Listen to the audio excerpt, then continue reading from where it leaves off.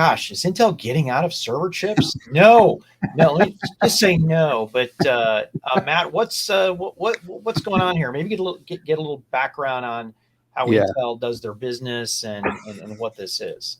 So Intel does everything. They really do, right? And in the server game, they for years have, in addition to being the leading supplier of CPUs into the server business, they've actually had a healthy server platform business as well, selling into a variety of customers.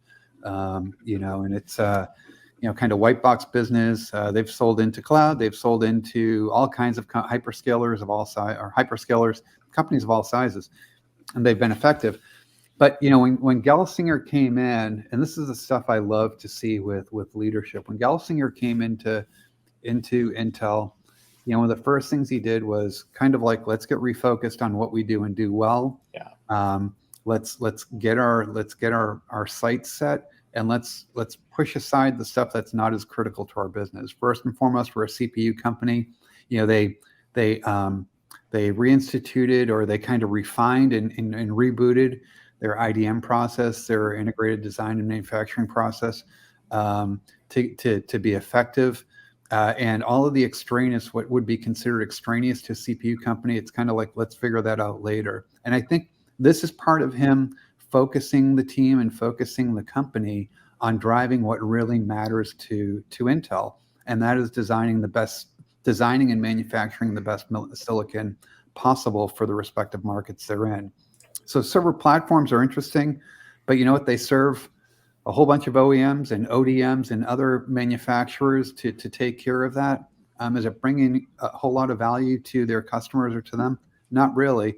What really brings the value is the silicon. So I look at this as kind of another step in the transformation of Intel, into being a kind of leaner and meaner, if you will. I don't mean that in a bad way, but leaner, meaner version of themselves, where they're once again going to go after taking leadership in the silicon space.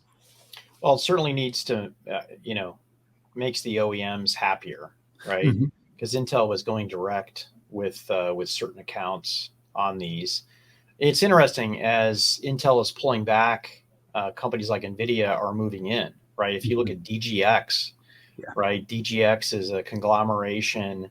Not only do they have their own GPU, but they have their own networking now with the addition of Mellanox. And then you layer on top of that their new ARM-based core. Now, right now, it's really not out there to compete with the likes of EPYC and Xeon, but I can't imagine that being out of the ordinary. And so I just, you have to do this when you focus. I mean, the company is in transition right now, and we might see this come back. Now, what Intel is going to continue to invest in is the platform, getting the platform ready, right? Yep. Because if the platform's not ready and they can't hand off an almost done design to the ODMs and the OEMs, then they've got real issues. And they do still work with these ODMs. I mean, if nothing else, they have to have a test vehicle to test the chip, to make sure the chip works. So interesting times at Intel. I had a chance. I talked to Pat Gelsinger on Wednesday about a few things. And what I'm really impressed about with Pat, he's very positive, but he's realistic. Okay. You throw a hard question at him and he is going to answer it. He's going to eat crow when he needs to, but he's also going to defend his position when he feels like he needs to be defended. So interesting stuff.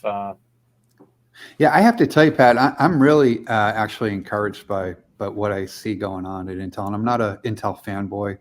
I'm ex-AMD. Yeah, we can't be. Yeah. No, I'm not a fanboy of any of them. But when I see hard decisions being made and kind of structural changes being made, and I hear to what you're saying, I hear more realistic and kind of real world view of kind of where they stand in that space.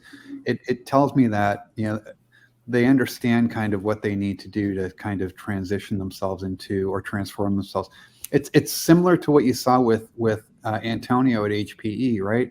He took a company that was trying to do a million things at once. He said, this is what we're going to do and do well at. And, 3 or 4 years later, they are the as a service company. When you look at the server companies, they have moved the server industry in a whole new direction, right? It's all through their innovation, and they've been very focused in how they've executed. And I think Intel is doing the same thing. They've set a direction. They're going to execute against that, and they're going to allow you to measure their success by how well they execute against that vision on a quarterly and a yearly basis. So it's good to see. Yeah, I think we're a firm that it definitely is not the hater. I mean, it's definitely a wait and see on Intel. Sure. And my 5 nodes in 4 years, that is going to be the company, right? Yep. There's a lot of other stuff that has to happen, but if they don't hit 5 nodes in 4 years, not only are they not going to have an IFS business of the size that I think they need and the market wants, but they once again will be nodes behind TSMC, and they're going to have the inability to put as much silicon per square millimeter and hence features Yep. on an SoC, and they'll be at a disadvantage to folks like AMD and in the ARM community.